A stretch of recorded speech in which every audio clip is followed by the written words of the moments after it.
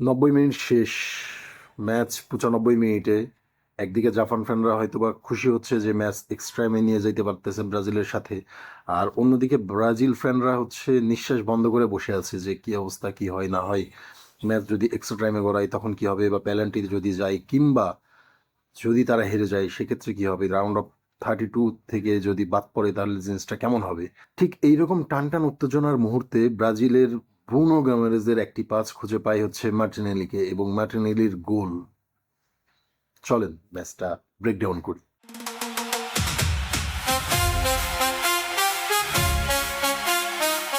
Brazil versus জাপানের round of 32 2026 world কাপের match. Brazil 2, Japan 1। জাপানের পক্ষে গোলটি করেন হচ্ছে সুনো, সম্ভবত নাম, 29 মিনিটে গোল করেন। আর হচ্ছে আহ, ব্রাজিলে যে দুটা গোল করেন, প্রথম হচ্ছে ক্যাসমিরো 56 মিনিটে, এবং হচ্ছে গ্যাব্রিয়েল মার্টিনেলি গোল করেন হচ্ছে 95 মিনিটে। একদম পিন পয়েন্ট লাস্ট মিনিটের, মানে অ্যাডেড টাইম ছিল 6 মিনিট, তার ঠিক 1 মিনিট আগে গোলটি করেন। কিন্তু স্কোর লাইন দেখে আপনি আসলে এটা ভুল করবেন না যে ব্রাজিল ডমিনেট করছে। আপনি যদি ম্যাচটা দেখেন, ব্রাজিল আসলে অনেক অনেক বেশি সাফার করছে। জাপান প্রায় 90 মিনিট, 90 কি, টু বি এক্সাক্ট যদি বলি, জাপান প্রায় 95 মিনিট ব্রাজিলকে আটকায় রাখছে। সেট পিস থেকে কাশ্মীরের ওই গোলটা ছাড়া পুরো ম্যাচ জাপান আসলে ব্রাজিলকে সাফার করছে কন্টিনিউয়াসলি। ব্রাজিল মোটামুটি ভালো খেলছে, কিন্তু জাপানের সলিড ডিফেন্সের কাছে তারা বারবারই এসে পরাস্ত হচ্ছে। আমার মনে হয় আমরা সবাই আসলে এই ম্যাচটা দেখছি, ব্রাজিলের ম্যাচ মিস করার কোনো কথাই হয় না। তারপরেও চলেন শুরুতে আমরা আসলে পুরো ম্যাচের একটা স্টোরি নিয়ে আলোচনা করি। ব্রাজিল প্রথম হাফে মোটামুটি মোটামুটি খুব ভালো পজিশন রাখলো, কিন্তু জাপান তাদের যে ডিফেন্সিভ ব্লক, জাপানের যে ডিফেন্সিভ ব্লক, তারা কিন্তু সেটা ভাঙতে পারছিল না। উল্টো জাপানিজ হচ্ছে কাউন্টার অ্যাটাক থেকে 29 মিনিটে গোল পেয়ে বসে। গোলটাতেও কিছুটা ক্যাসেমিরোর ভুল বলতে পারেন। ক্যাসেমিরো ওই জায়গায় হচ্ছে বল লুজ করলেন, এবং সেই জায়গা থেকে সম্ভবত সুনো সুনো কিছু একটা সুনো হচ্ছে গোলটা করলেন, এবং জাপান হচ্ছে 1-0 গোলে আগায় গেলেন।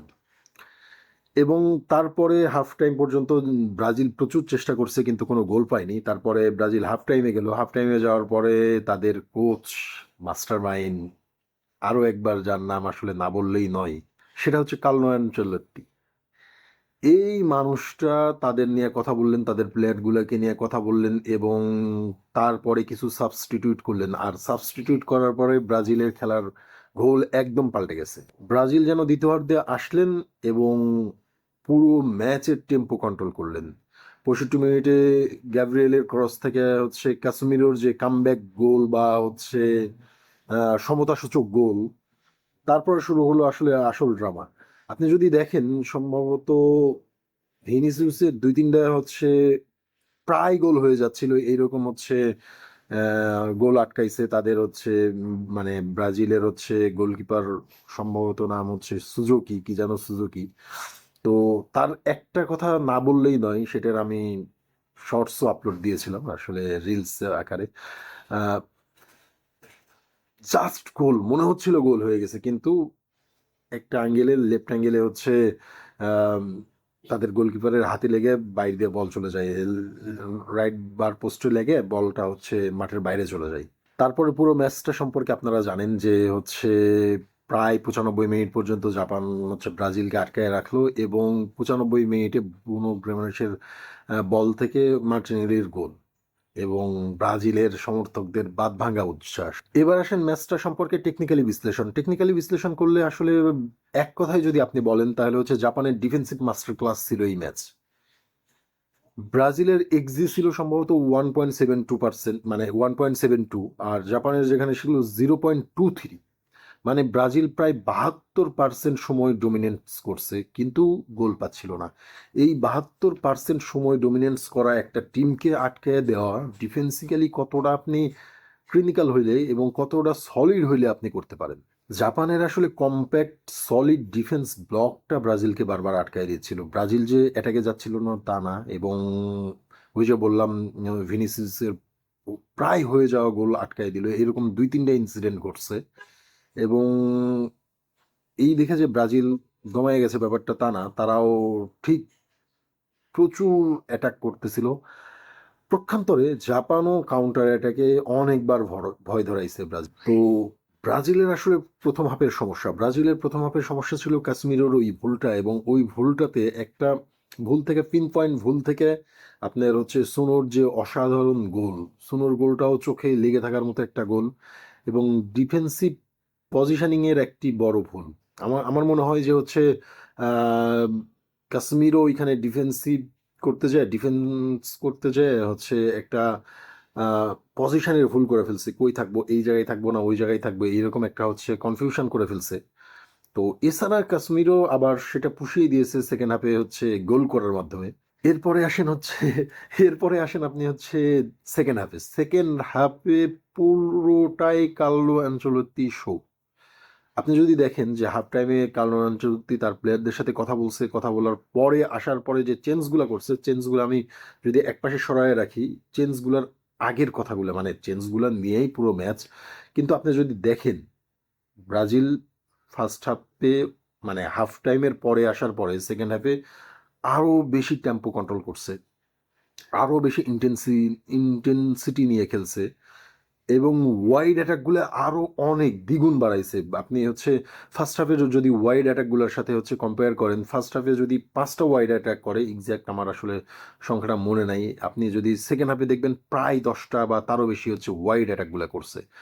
এই পুরোটাই আসলে কার্লো আনচেলত্তির মাথা থেকে আসছে। এই লোকটার মাথার মধ্যে যে কি আছে ফুটবলের, মানে একদম ট্রুলি মাস্টার ক্লাস। আমরা সেটা হচ্ছে মাদ্রিদে দেখছি, মাদ্রিদেও এইরকম যেই লাস্টবার যারা হচ্ছে চ্যাম্পিয়ন্স লিগ জিতলো মাদ্রিদে তারাও লাস্ট এইরকম মোমেন্টে তারা কামব্যাক করে করেই চ্যাম্পিয়ন্স লিগ জিতছে। তো সেম কাজটা ব্রাজিলে করতেছে, আর ব্রাজিল এই কাজটা করার জন্যই এই পোলারে নিয়ে মানে সরি আসলে বলাটা ঠিক হবে না, এই বুড়ে ব্যাটারে নিয়ে আসছে। আর যাই হোক, এটা ফান করে বললাম, এটা নিয়ে আপনারা অবশ্য চাইলে গালাগালি করতে পারেন। আপনি যদি কার্লো আনচেলত্তিকে দেখেন তাহলে কার্লো আনচেলত্তি আসলে কি কি করছে, মানে হাফ টাইম ব্রেকে অবশ্যই প্লেয়ারদের সাথে কথা বলছে, ট্যাকটিক্স নিয়ে আলোচনা করছে যে তোমরা এইভাবে থেকে এইভাবে খেলবা, এই জায়গা থেকে এরকম করবা, এইভাবে করবা। তো প্লেয়াররা লাইন বাই লাইন এক্সিকিউট করছে, এইটা একটা বড় ব্যাপার। অনেক সময় হচ্ছে কোচ যেটা বলে সেটা প্লেয়াররা সবসময় এক্সিকিউট করতে পারে না বা পারাটা কষ্টকর হয়ে যায়।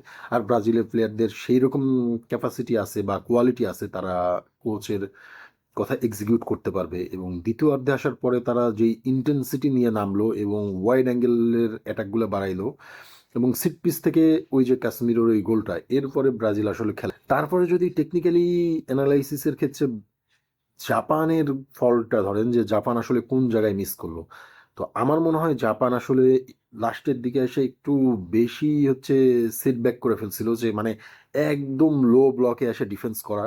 জাপানের ডিফেন্স সলিড, লো ব্লকেও তারা অনেক ভালো করতেছিল, কিন্তু অতটা লো ব্লকে করাটা মনে হয় না ঠিক হয়েছে আর কি। তারা আরেকটু কাউন্টার অ্যাটাক আরেকটু যদি, যদিও যেটা আসলে ব্রাজিলের মিডফিল্ড বা ওয়াইড অ্যাঙ্গেলের অ্যাটাকগুলো হচ্ছে করতে দিচ্ছিল না, বিশেষ করে ভিনির ভিনির যেই মুভমেন্টগুলো সেই মুভমেন্টগুলোর কারণে করতে পারছিল না, এটা একটা কথা। কিন্তু তারপরেও যদি আরেকটু ট্রাই করতো তাহলে হয়তো হয়তো বা ম্যাচটা মানে ব্রাজিল হারতো, ব্যাপারটা এরকম না, আমার কাছে মনে হয় না যে ব্রাজিল হারতো এই ম্যাচে। ব্রাজিল শুরু থেকেই সেইভাবেই খেলছিল, কিন্তু এক্সট্রা টাইমে যাইতে পারতো, মানে আমরা আরো 30 মিনিটে এরকম একটা ম্যাচ উপভোগ করতে পারতাম। আহ, এই ম্যাচের ইউনিক ইনসাইড নিয়ে যদি কথা বলি, ইউনিক ইনসাইড আসলে সেরকম নাই বললেই চলে। সব থেকে মানে ব্রাজিলের জন্য একটা মাথা ব্যথা হইতে পারে কাশ্মীরোর মাঠ ছেড়ে যাওয়া, মনে হয় না খুব একটা ইনজুরি। আমি আসলে নিউজটা দেখি নাই যে ব্রাজিলের মানে কাশ্মীরের ইনজুরির কি অবস্থা। আশা করি ইনজুরিটা মানে টেম্পোরারি, আসলে সে তাকে রাউন্ড অফ 16-এর ম্যাচে পাওয়া যাবে। যদি কাসেমিরোকে না পাওয়া যায় সেক্ষেত্রে ব্রাজিলের প্রবলেম হয়ে যাবে। ব্রাজিলের এই মিডফিল্ডার নিয়ে আমি আসলে মানে ম্যাচ জিতছে, নিঃসন্দেহে ডমিনেট করেই ম্যাচ জিততেছে, কিন্তু তারপরে এই মিডফিল্ড নিয়ে আমি আসলে এখনো একটু সন্দিহান। আর সেই জায়গায় যদি ক্যাসেমিরো না থাকে সেক্ষেত্রে আসলে ডিজাস্টারও হইতে পারে আর কি।